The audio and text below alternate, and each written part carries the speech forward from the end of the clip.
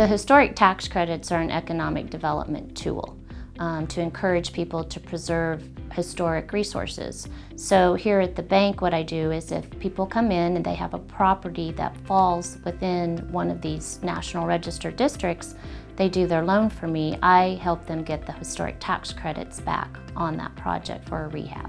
So there's two types of tax credits. There's a federal tax credit and there's a state tax credit.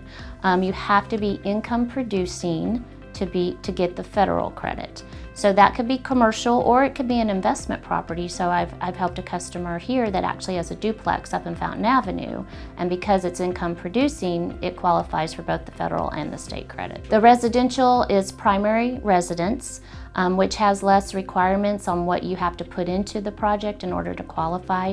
So for the state of Kentucky, you only have to spend $20,000 on a project in order to be able to apply for the tax credits and get part of that money back. When you finish your project, you will get a check back from the state of Kentucky for what your allocation is amount that they awarded you. As long as you don't owe any state taxes, you get that check back from the state of Kentucky. So that's a little bit different because it doesn't apply towards your taxes like the federal credit does. You actually get money back. I had a couple come in that were buying a house in Wallace Park, and they were doing the loan through me. And so when they came in, I realized that this property was eligible for the historic tax credits.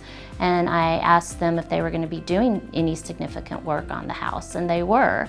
And so I said, you're eligible for the tax credits, and I helped them get those as part of the rehab that they were doing on the home. Once we bought it, we were surprised to find out. I didn't know till we went down to the bank to see Melinda Winchester that our home and our whole neighborhood was on the historic register, which was a surprise to us. And when she mentioned that, it's like, okay, well that's nice, but she said, well wait a minute, you can get some historic tax credits on that. So luckily for us, we happened to go to Melinda. We always go to Paducah Bank, but Melinda was expert on it, and she was able to manage the whole process for us. And it was surprising that we were able to get a sizable portion of the money we spent with our renovation costs back. She did the paperwork, she did everything at no cost.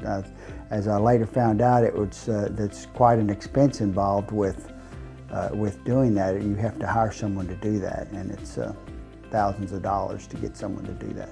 But we had it done for free, thanks to Paducah Bank. When I got hired as the Main Street director, I felt like, to encourage economic development in our downtown, we really needed to assist property owners with the tax credits for that. So my services were provided to anybody in the Main Street district and in Lower Town that wanted to do a project, and I would do the same service for free as the Main Street director for people. So when I came over to Paducah Bank, I thought, why not do that for our customers too? It's a great service, it's something that we can offer to them, and it helps our customers ultimately in the end get some of their money back.